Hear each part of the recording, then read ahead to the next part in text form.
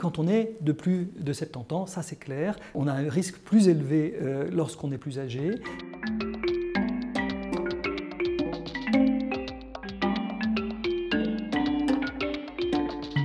Il n'y a pas de jamais. On peut avoir un coronavirus, une infection à coronavirus qui se complique et qui entraîne même un décès chez quelqu'un de jeune.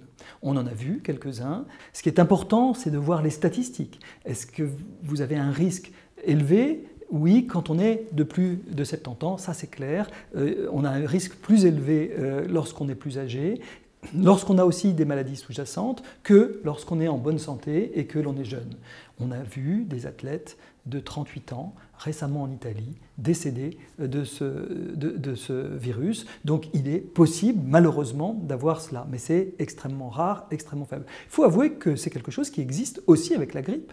On l'ignore peut-être, mais il y a des gens en pleine santé qui sont fauchés par la grippe et pas uniquement des personnes très âgées qui font une mauvaise grippe à l'occasion d'un hiver et pour lesquelles ça se passe mal.